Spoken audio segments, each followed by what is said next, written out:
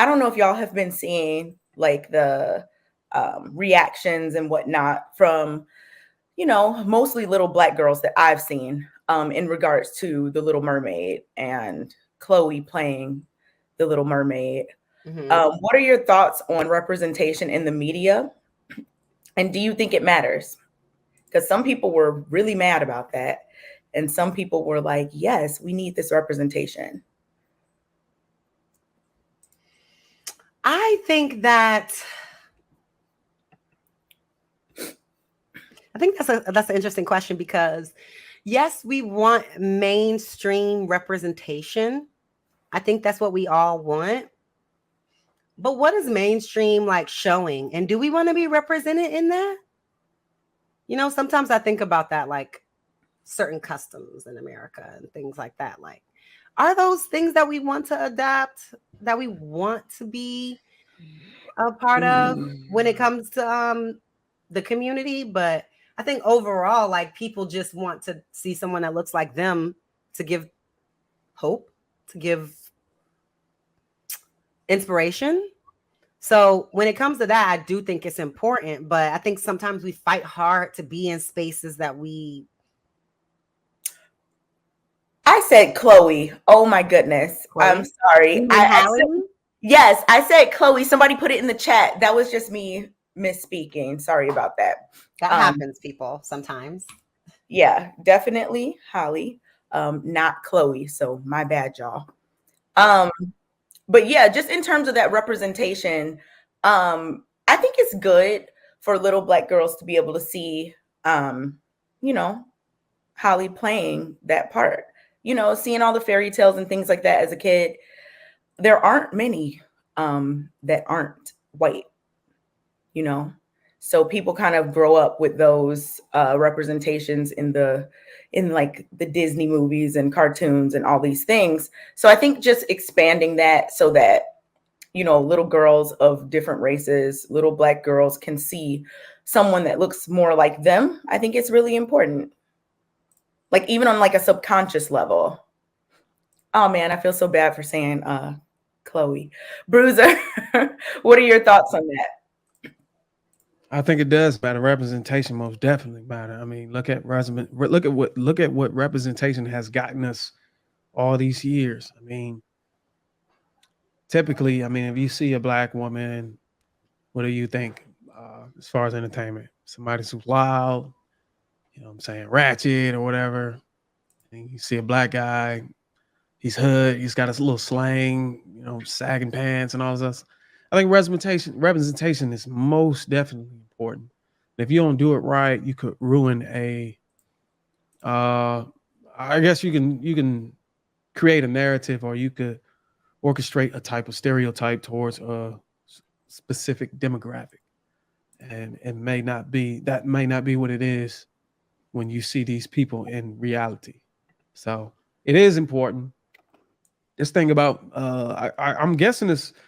I don't know if y'all said the word, but it sounds like a little bit of racial issues because the mermaid was white at first.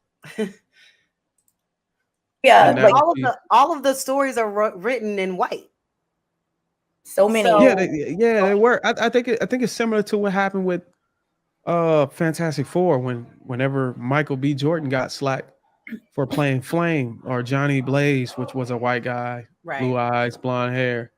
Right. I think it's similar to what's going on with the LGBT community starting to be inserted into Marvel heroes and superheroes too, as well.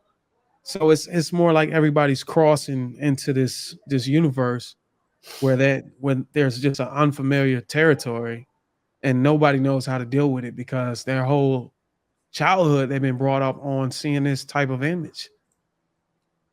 So I can understand that the other side, I think a lot of people also don't realize just how much the media influences perceptions that people have about different groups and people.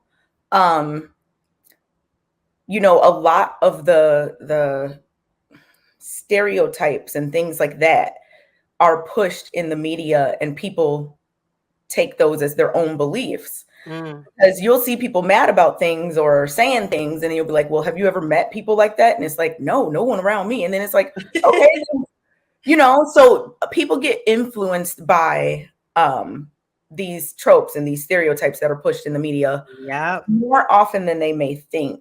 And that's why, like you were saying, Bruiser, representation matters, is like, and it has to be more broad than just stereotypes. Like, every Black man is not this way. Every Black woman is not that way. Every Black kid is not that way. I think it's really important to have a wide variety of different types of Black people represented in the media.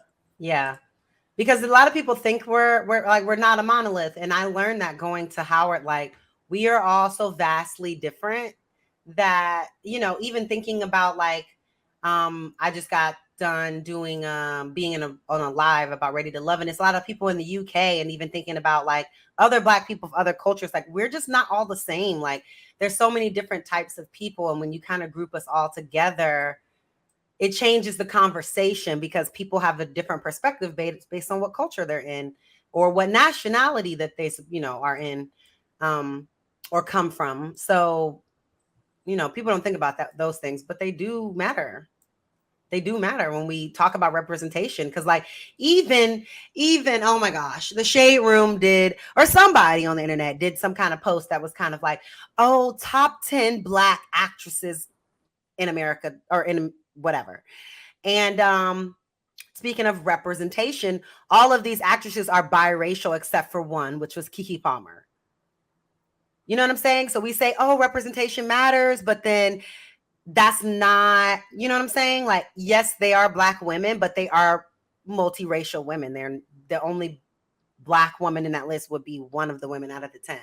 And that's supposed to be the representation for Black women in Hollywood. So that's even frustrating. You know what I mean? That there can be only one Viola and one Kerry Washington, and then everybody else kind of like can't reach that plateau. There can only be one at a time or things like that. So even when we talk about representation, that's not even fully sincere because of colorism, texturism, weightism, well, whatever that is.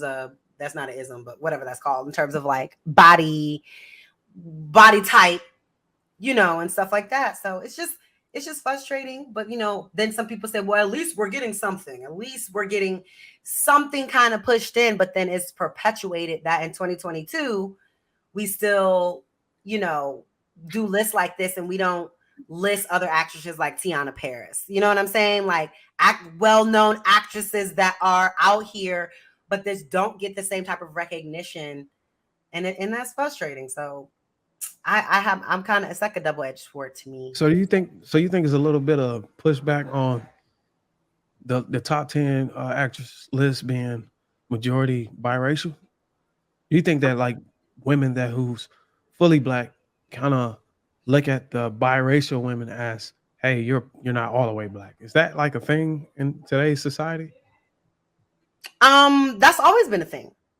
Oh, so it's I mean, the darker, it's always been there. It's nothing that just came about. Yeah, it's always been there. The darker, all of the negative connotations, simply because you have more melanin, which actually protects me from the sun, and I'm actually have a better chance to survive on this planet. But as the temperature increases, but yeah, it gets negative.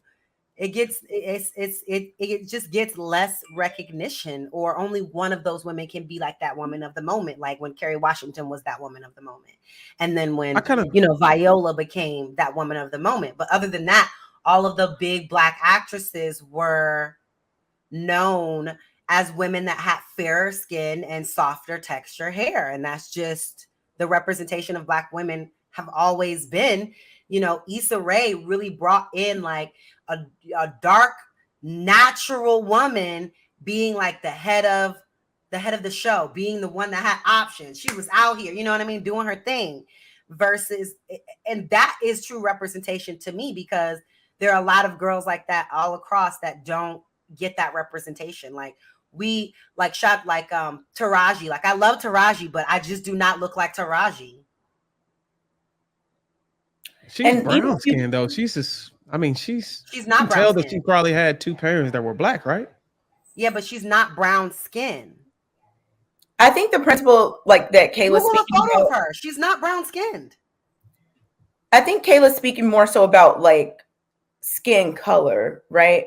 Like even if you are, even if you have two black parents, that colorism in Hollywood that's real. And if we really look at the types of roles that different people get, like try to think of a, role like in a leading lady type of situation, who's like soft and feminine or like the love interest or something like that.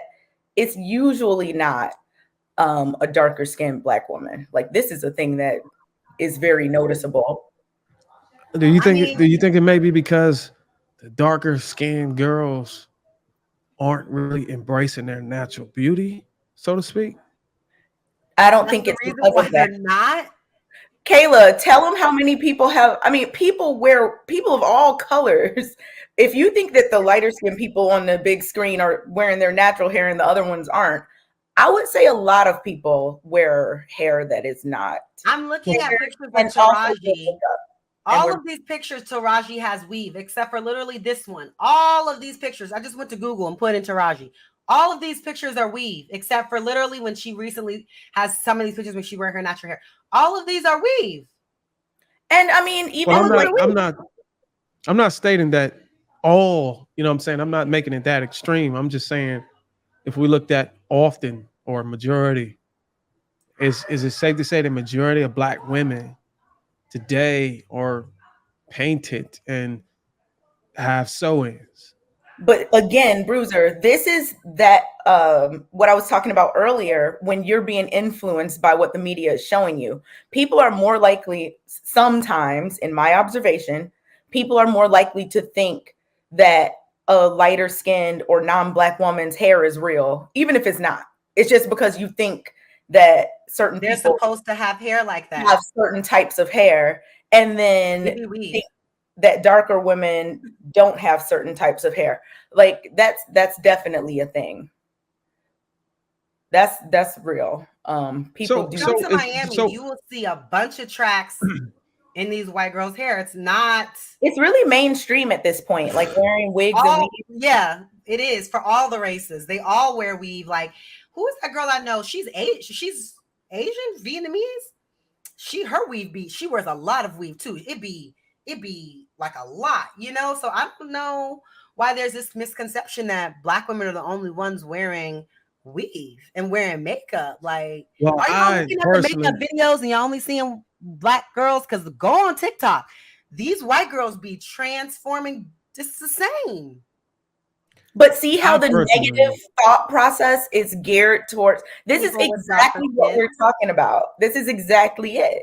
Bruiser, you're hold on, providing wait. an So example. y'all think that men? I'm not gonna say. Okay, I will say men. Y'all think that men think that black women are the only ones wearing weave? Do y'all honestly think that? That's what we think? Me I was personally, I responding don't think to that. that. I I think just think so. that Sometimes that makes me think so. I'm not gonna say. Listen, I don't want to give off the wrong impression that I'm saying that all black women are wearing weave and makeup and paint themselves and won't step out unless they got it. I'm not saying that. I'm just saying, is it safe to say the majority of the black women, especially actors, well, not especially actors, just black people in general, black women in general, majority, it can be 60-40, you know what I'm saying, are going out with this look. I I mean, don't know. I it's wouldn't. okay. I'm perfectly fine with it. I'm just trying to figure out why it's the light skin or whatever y'all call red bone or that's being discriminated or partially or biracial woman is being selected for these roles. Because of the And history are we of the country. Like, okay? So what? it's racist. Yeah. Colorism is like a Okay, so are we showing this or like race. black women? Okay, so black women got a chip on the shoulder about these type of women that's black, but they can wear both sides. They can be both sides. So do we It's have this not same a energy? chip on any, it's not a chip. It's more so an observation. It's like An envy? observable Can we say reality. it's an envy? No, I don't Can we think we be can say honest that and either. say? So we're not envious of it, but we want fairness, right? Yeah, I So would can we think say that we're envious to the inequality? I mean, that can we just say that? Okay, do we use this same energy towards? Okay, so I think one year, Kim Kardashian's father. Well, sorry. Okay, I guess that is still her father, right? What's his name? What's Kim Kardashian's father that transformed or whatever? Are you talking about Can Caitlyn? we Oh, use that you word? talking about Caitlyn Jenner, her stepdad, Yeah. So or mom, or do we whatever. use that same energy Mhm. when transgenders can compete with women in sports, pageants, Miss America, Miss Universe, whatever? Do we use that same energy we use that against them that we use against the black women that are partially black? You get what I'm saying? Literally not comparable, because first of all, transgender women are not out here taking over sports, women's sports. They're not. However, very, more light-skinned black women are generally picked for certain roles. Like, that is something that we can see. That's something you can Google.